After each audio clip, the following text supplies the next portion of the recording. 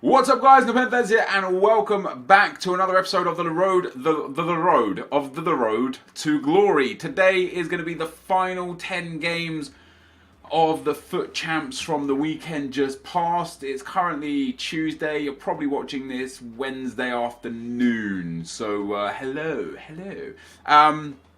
There was a thread on Reddit that has just got a lot of traction. In fact, there are about 100 million threads on Reddit about this because people are silly. There was a thread on Reddit detailing some code or some script within the game that potentially confirmed momentum and some kind of like reasoning as to why bronze benching was a thing. I've been asked to make videos on this, and I just refuse because it's not real. It's not what you think. Two things are important to know, and coders that I know personally have confirmed this, and a lot of people that work in the industry on Reddit have confirmed this. But on that piece of script that you see, the 2 lines means that it's not an active code within the game, but it's a note. So it doesn't, like, initially then it doesn't exist. But also anything that it is representative of, as confirmed by a few people, a few threads, and ultimateteam.co.uk last year did a piece on this, it's to do with adaptive ability in offline games. Yes, probably does translate into Ultimate Team offline as well, but it's not to do with online. So I personally don't believe scripting or momentum or handicap are in the game. Momentum is a bit iffy one for me. Like my opinion on this, I'm still kind of like trying to figure out what my true opinion is on momentum and what I think momentum is and how I think it affects the game. But in terms of scripting and handicap, I personally don't believe they exist. And until somebody can come along with some concrete evidence, like the way the chem issue was found last year, I will stand by my opinion that it doesn't exist. I'm not saying that you are wrong if you believe it does exist. I'm just saying I haven't seen enough to convince me that it's not just my human error and the broken game mechanics that are there for everyone that causes the feeling of scripting or handicap. Interestingly, I was streaming last night, which you'll see next episode, and I played the #1 guy on Xbox right now, IG Sturridge. He was watching the stream, and I was talking about this exact same subject, and he popped up and said he uses a 190 rated team, he uses a 190 rated team. He doesn't bronze bench, and he went 40 and 40. He was the only person on Xbox to do it this weekend. We had a game. He narrowly beat me 3-2. You'll see the goals of that again in the next video. But I know some pros believe in it or don't necessarily believe in it, but don't want to give themselves a disadvantage if it is real. You know, they do it because, hey, if it is real, I've got it covered, and if it's not real, it doesn't make any difference. I understand that. But, I mean, everything that people are saying, like, how has a guy gone 40 and 40 with a 190 rated team? Now, my theory on this, or my opinion on this, is some people say, oh, you know, he's good enough to beat the handicap and beat the momentum and beat the script. And my simple opinion on this is, if one person can beat it, everybody has the ability to beat it, thus it's an even playing field. And the true fact is that it's your lack of player skill that is causing you to create these problems for yourself, you know, your poor decision making, or just not understanding how the game mechanics work and not using them to your advantage. As I say, if you believe in it, that's totally fine. If you, like, you know, there is no, just as there is no conclusive proof to say that it doesn't exist, there is no conclusive proof to say it does exist. The only thing we have to go on is what EA say and what the truth should be, and quite simply, it shouldn't be in the game. So I am trying to be of that opinion and try and take into consideration that when I lose games, it's because of my human error. There are instances where I will have 15, 16 shots on goal and I'll lose 2-1 to a dude who had like 4 shots and 40% possession. And I sit there and I feel aggrieved, and I feel like, how has this happened? You know, I should have won this game. I had the chances to win this game, yet somehow I've lost this game. If I watch those games back in their entirety, I will see so many things that I did wrong, where I'll be like, okay, so I took a shot here and the keeper saved it because it was a bad shot choice, because I was getting frustrated that I wasn't scoring goals. And then I played a wrong pass here and I did a wrong thing here. And there are always things that I could have done that would have given me an opportunity, a better opportunity, or the actual victory. So I still believe that even in those games where I complain and I'm like, God damn it, man, the EA's got me here, that's me not actually thinking there is EA's. That's me just not looking deep enough at what went wrong and why. So that's kind of my opinion on it. Now, the only thing that interests me, and for those of you that are Spanish speakers out there, the EA Spain released a video talking about morale within the game. Morale used to be in FIFA, back in FIFA 14, I believe it was the last year it was in. And basically, if your players had low morale, they would play worse. And if they had 99 morale, they would play better. And that was simply how it was. And it was like every game I used to put on a morale card and a fitness card, because it wasn't really spoken about much. Like, EA never really gave much detail as to how it affected and what it affected. But it was obvious that players with low morale were just horrendous in game. Like, their stats had just been depleted. It was almost like a second chemistry system that was entirely based on how they played in game. And in game, you would lose or gain morale depending on how the player played. So if you had a player that started the game with 90 morale, or it might have been like a medium, good, very good, I think the morale system was, wasn't it? And then excellent. So if you had like a very good morale person and you scored a couple of goals in game, he would go to excellent, which means he would carry on playing in that game with heightened stats. Like I say, almost like a secondary chemistry system. What the EA Spain video had kind of depicted, and I got this just from watching it and watching it on like the closed captions translated, is that they kind of like made it clear in that video that morale still exists, except you just don't see it.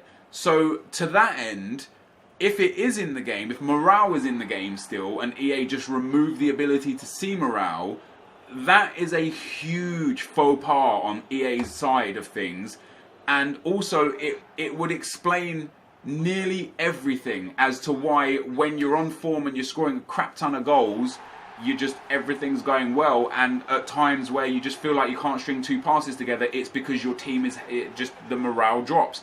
You know, it might be for a simple solution, like maybe you've got your left wing and you tune it up, so why the hell not, you hit a long shot and he misses it by so much that his morale drops. So his morale drops and you play it to him again, and then he gets tackled and his morale drops more. And because he got tackled, the opponent that passed him the ball next time misplaces the pass, so his morale drops, and before you know it, your morale is lowering and your opponent's team morale is heightening because all the tackles and all the good stuff is going their way.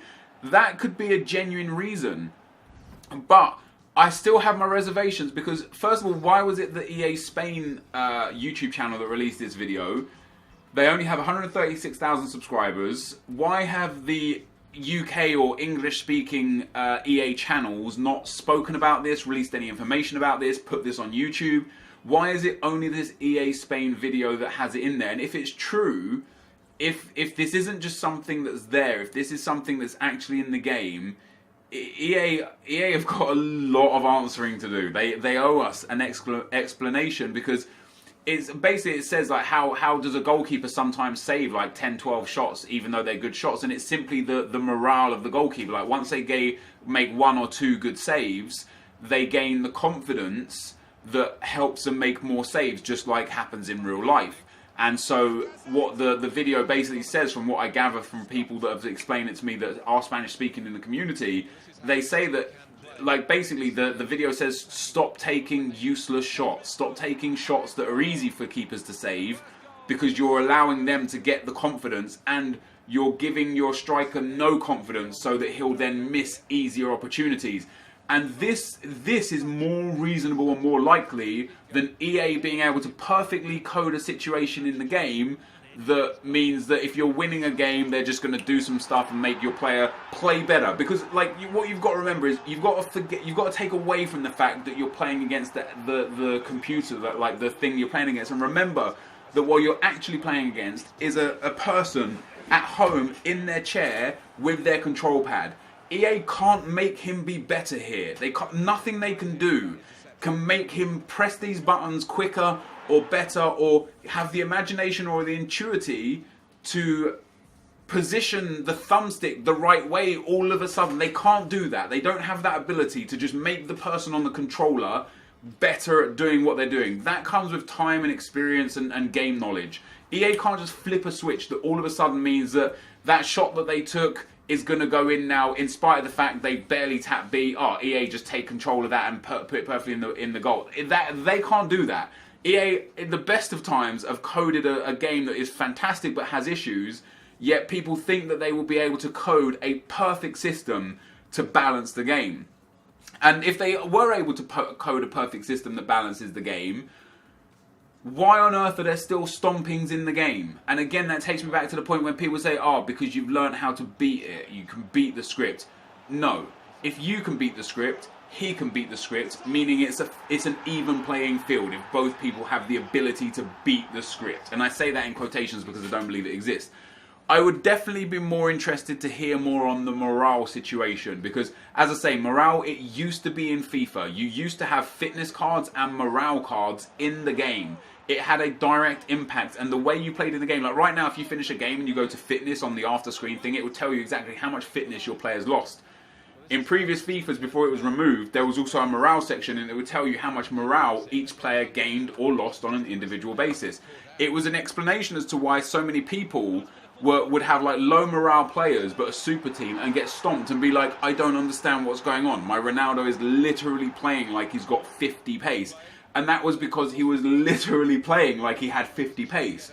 So in this instance, when people are like, hey man, like one game, you know, my Theo Walcott bombs down the wing at 99 pace and pops in a banger, no problem. And then the next game, you know, Seamus Coleman is catching him up. And in my mind, I try and sit there and say, is the reason for this because of the, you know, the stamina levels? Was Theo Walcott already out of stamina when Seamus Coleman started sprinting up on him? Did you have the wrong chem styles on?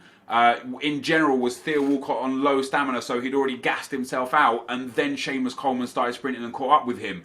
Did Seamus Coleman have a better start or better positioning on the ball to the point where he didn't actually catch up with him? He just kind of like got to him, got an arm on him, and eased him off the ball. That's kind of the thought process I would initially have. It's like, okay, so you're saying that Seamus Coleman has outpaced Theo Walcott, but is that actually the truth? Well, that, you know, that thought process is still there, but now it also then makes me think, well, does your Walcott just have low morale?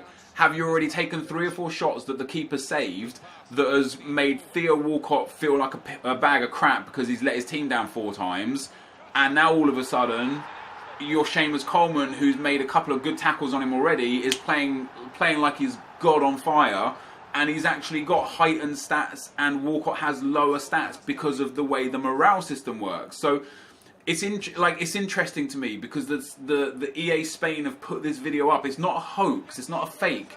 It's the official EA Spain account that have uploaded this video explaining to people how and why Jack Butland can make super saves after super saves, and then why on another occasion your David De Gea might feel like a bag of crap. And that's because if your opponent gets in behind you one time and sweats it and scores an easy goal, De Gea now loses confidence. So the next shot that comes in that might be this guy's second shot but is a 35-yarder, De Gea's just playing like a bag of crap because he's let in a goal and it's lowered his confidence.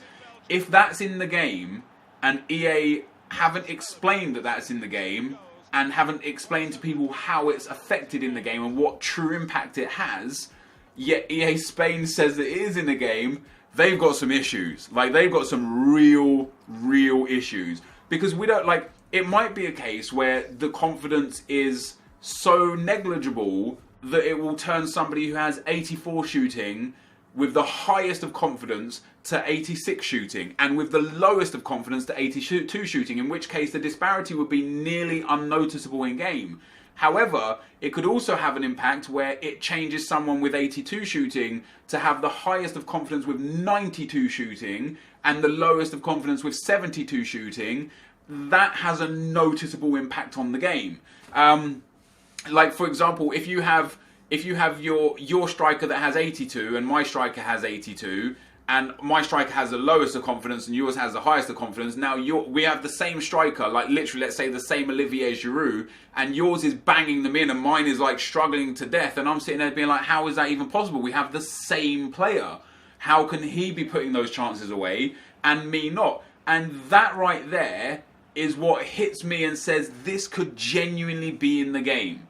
because there are so many occasions where I'm playing FIFA and I'm literally sitting there like, how on earth have I missed that opportunity when he scored the exact same thing down the other end? Could it genuinely be to how or whether or not morale is in the game and how it affects the players? I don't know. We don't know. And the reason why we don't know is because EA haven't released anything other than EA Spain. So I would ask again, I mentioned it on Twitter, any Spanish native speaking people that watch my videos that can watch that video and let me know if it's true, but more to the point, if it's like genuine. Like, is it just a troll video from EA Spain? Because the way the video starts, it's got like Jack Butland's vibrating on the screen and it looks like a troll video. I didn't take it seriously at first. But a lot of people said to me, no, this is a true video. But I would like to, you know, someone that I trust, someone that has, you know, I've had conversations with a fair few times. If you're a Spanish speaker out there and you can say, actually, Nep, this is a real thing. Like, this is a real video. They're saying that confidence is truly in the game. If confidence is in the game, we need to see that stat. We need to see confidence. We need to see what impact it has on the players. Just like we now see what impact chem styles have on the players. And we need to know how it would work. Does it carry over on a game-to-game basis, or does it reset? Is there like a confidence level of 0 every time you enter a game, and the things you do at the start of the game either, you know, move the confidence meter up or down?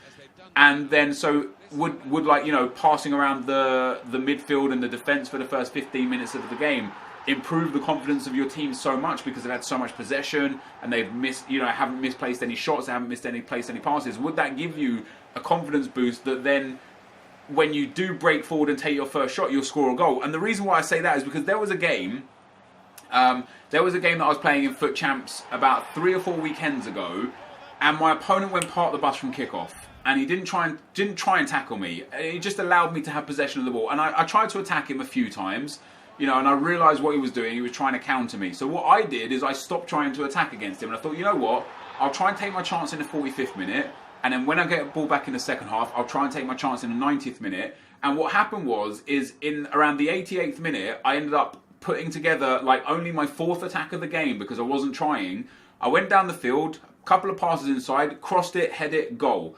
And that was the only goal of the game. And I wonder if I only scored that goal because I passed the ball around so much that my confidence in my team was so high and my opponent's confidence on his team was so low because they hadn't touched the ball the whole game.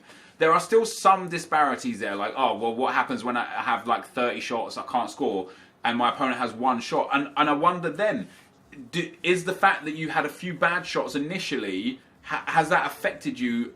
And is the reason why you've not scored because you're taking some decent shots but not great shots, but shots that you usually score? You know, you're taking shots that you usually score and they're not going in now. Is that because you took a few shots that you don't usually score beforehand and the keeper made a couple of banging saves? Now his confidence is high, your confidence is low, your opponent gets 1 chance and the confidence meter for his shooting is bang even, so he gets a good shot off, boom, goes in the back of the net. You're now 1-0 down and you're sitting there thinking, how on earth has this happened? I've been battering this guy the whole game. It would make more sense. But like I say, I would want to know, does it carry from game to game? Like if my strikers feel like they're missing every opportunity and then are going to the next game, are they still going to keep missing every opportunity? Or does it reset parameters? Is it even a real thing? We just don't know because they just don't tell us. Why is it that EA Spain has let us know about something like this and not EA Sports? I don't get it. I just don't get it. It's an interesting one. It's a really interesting one because it would explain so very much, and it would change how FIFA is played for me personally, because there are times where I get through on goal and I know that I can't score, but out of opportunity I'll take a shot that I'm hoping the keeper will parry out or put out for a corner, you know, parry out for a rebound or put out for a corner. So I just take a shot like that. Is that actually hurting me? Would the better option there have literally been to just turn back around, pass it all the way back to my fullback and start again? Because taking that shot would have given his goalkeeper confidence, it would have removed the confidence of my striker, and it ultimately would have harmed me in the game. So a shot from a good area that doesn't go in could be more harmful to you than a shot from a bad area that goes in. It's just, if it's true, it's mind-blowing that it could be in the game and they just don't tell us about it. Which is also interesting as well. One last thing before we finish this last game here. There is a composure stat in FIFA that Foothead, Footwiz and Footbin don't log. It's an in-game stat that is on the players. We don't know what composure does. We don't know how it affects people, or what stats or attributes it affects, or how it affects they play, how it affects how they play. But composure stat is in the game. Why isn't it calculated in the team rate, like the in-game stats on Foothead and Footwiz? Yet it's an in-game stat in actual FIFA. You can go and look for it yourself. All of your players have a composure stat. What does it mean? I don't know. Anyway, guys, I end up losing the last game there 2-1. Quite an even game. Could have gone either way. Went on the way of my opponent. Fair play to him. We end up finishing on 32 wins, which is an Elite 2, 100,000 coins, a Premium Team of the Week pack, and a Rare Players, Jumbo Rare Players pack, a 100k pack, basically. So looking forward to opening those for the new Team of the Week coming up, full of BPL informs, because BPL is one of the only leagues available. I would love to hear your guys' thoughts, man. I would love to hear your guys' thoughts. Let me know in the comment section below. Thank you guys for watching. Hopefully you enjoyed it, and I'll see you next time. I'm out. Peace.